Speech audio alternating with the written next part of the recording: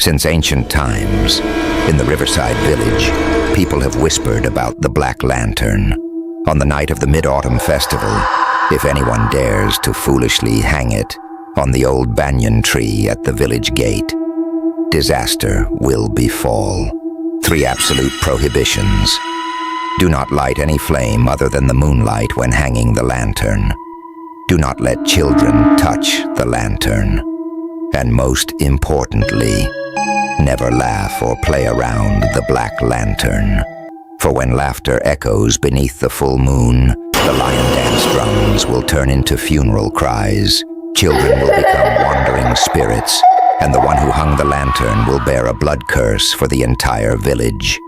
Mark these words well. The Black Lantern can only be destroyed when it is burned with the blood of the very one who hung it. If not, every Mid-Autumn Festival, the moon will once again turn red as blood, and the curse will repeat until the end of time.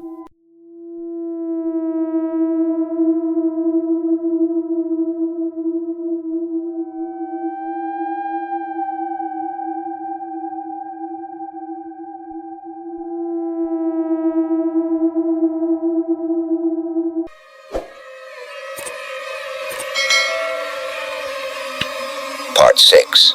The Blood Rite, Hell's Courtyard. The lion drum thundered, each strike hammering down like blows to the heart, driving breath from their lungs. The village courtyard drowned in thick darkness, save for the faint flame flickering in an ancient bronze bowl. Its crimson glow stretched across their terrified, twisted faces. Above, dozens of black lanterns swayed, rocking as though pulled by invisible demonic hands, creaking with a ghastly sound, like the torn cries of children. Troy stepped into the center of the courtyard. The boy who had begun the nightmare now stood pale as a corpse, his eyes hollow and red from tears long spent. Yet within that withered despair, a spark of fierce resolve flared. "Enough," Troy whispered, his voice broken. "I started this. I'll be the one to end it." Mia murmured, panic rising in her voice. Could it be? There really is no other way. Nathan did not answer. The hopelessness in his eyes said everything. At that instant, the drums erupted faster, deafening, drowning all voices like the furious heartbeat of a monstrous beast ready to swallow the village whole. Troy bent down, his trembling hand gripping the dull ritual blade on the altar. For a moment, the world froze. The wind howled through the rotting roof, dragging in the iron stink of blood and incense smoke.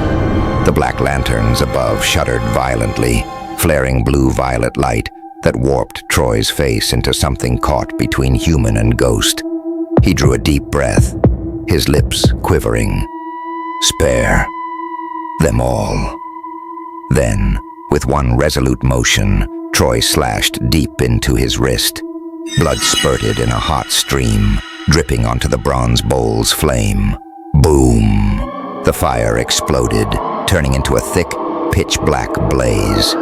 From it, twisting plumes of smoke surged upward, shaping into hundreds of tiny purplish hands with long, sharp nails, clawing desperately to seize Troy's body. Ah! His scream ripped through the night. His body convulsed, then erupted in violent flames. Flesh peeled away, exposing bone, which soon cracked and crumbled into ash. Within mere beats of the drum, Troy was gone, consumed, dissolved into the black inferno. At that moment, the entire courtyard resounded with the shrieking of the children's souls. Gaunt figures with hollow, burning red eyes howled in agony, their cries echoing like the torment of 1,000 spirits burned alive. And then, one by one, they faded. Their frail bodies dissolved into thin gray smoke, drifting away into the night. But before vanishing, each turned back, their eyes locked on the survivors, brimming with both hatred and release. The ground trembled beneath their feet. The ghostly lion dancers, those hollow bodies wrapped in ragged cloth, collapsed one after another. Bones rattled as lion heads rolled across the stone courtyard. Inside the hollow shells lay nothing but bare skulls, their sockets gouged empty, still streaked with dried blood. The dancers' remains rotted swiftly, flesh and skin melting into thick, black sludge that oozed and bubbled. The reeking mire swelled into a foul stream, flowing across the courtyard, exhaling the stench of a 1,000-year-old corpse. Nathan and Mia stood frozen. Their feet felt glued to the tiled floor, as if an invisible force was holding them down. The old woman said nothing, only shook her head faintly before leaving. Darkness closed in, leaving only the black lantern suspended in the air. The crimson flame inside spilled out a ghostly glow, transforming the entire temple courtyard into a blood-soaked altar. The drum beats of the lion dance suddenly slowed. Each hollow beat echoed like the dying throb of a failing heart, then stopped altogether. In that chilling silence, a faint sound arose, a child's laughter, warped and slurred, echoing as though it seeped up from the deepest pit of hell. Another sacrifice. The whisper moaned, as if spoken from 1,000 rotting throats at once. All traces of festivity vanished. The courtyard was now a hell of flesh and blood, where the black stream rose high, swallowing light, devouring souls, and consuming the last shreds of hope for the living. Part 7. The Black Lantern. The Next Moon Festival. Dawn slowly broke. Pale sunlight pierced through the thin mist, washing over the moss-covered, damp rooftops of the ancient village. Birds chirped, dogs barked in the distance. Vendors called out as they set up their morning stalls. Everything seemed impossibly peaceful, as though the terrifying night had never happened. The survivors staggered out of the temple, their legs trembling, numb with dread. Around them, villagers bustled about preparing mid-autumn offerings. Children laughed and played, waving bright red paper lanterns, pure, innocent light glowing within. No one remembered the frantic lion drums. No one recalled the gut-wrenching screams. Parents of the missing children still smiled and chatted, their faces radiant, untouched by grief. Could it be? Only we remember. Mia whispered hoarsely, her voice still choked by fear. Nathan turned to her. Their eyes were sunken, faces pale and hollow, etched with lingering horror. They knew it was no dream. Troy had truly vanished into the black flames. The phantom lion dancers had truly melted into a river of blood that flooded the courtyard. And yet now, all traces of the nightmare had been erased. They returned home in silence, carrying an emptiness that could never be filled. At night, the moment their eyes closed, the lion drums pounded in their skulls, heavy, relentless. Each glimpse of a mid-autumn lantern made their hearts seize, breath falter, as if an invisible noose were tightening around their throats. Days slipped by. The village wore the same suffocating peace, morning market chatter, children's laughter, the evening haze of cooking smoke. Too ordinary. So ordinary it pressed down like a poisonous mist, smothering the survivors until they could scarcely breathe. When night fell, none dared to sleep.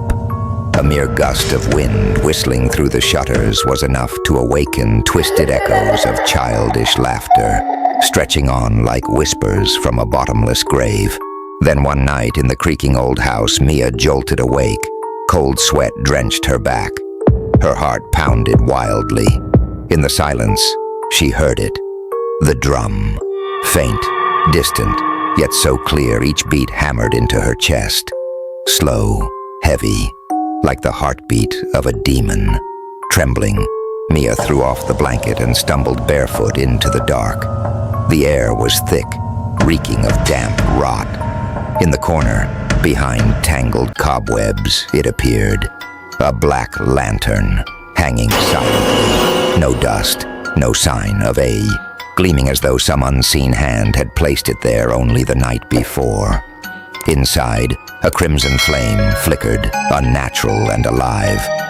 Around it, shadows twisted into countless childlike figures dancing and writhing with warped bodies. Faces without eyes, without mouths, only gaping black voids, yawning wide, as if to consume her soul. Mia collapsed to the ground, breath caught in her throat, a scream strangled before it could escape. Her wide eyes reflected the cursed light, blazing from that lantern of damnation. Outside, the full mid-autumn moon hung high, its cold light flooding the night. The wind hissed through the old roof tiles, carrying whispers that seemed to pour from hundreds of ghostly throats. The curse never ends. Each full moon, another fool breaks the rules. From afar, the lion drums beat again, at first drifting, then pounding, heavy and mournful, like a funeral dirge with no end. And in the shadowed corner, the black lantern burned with a steady, blood-red flame. The fire never wavered, like the unblinking eye of a vengeful god, watching her every breath.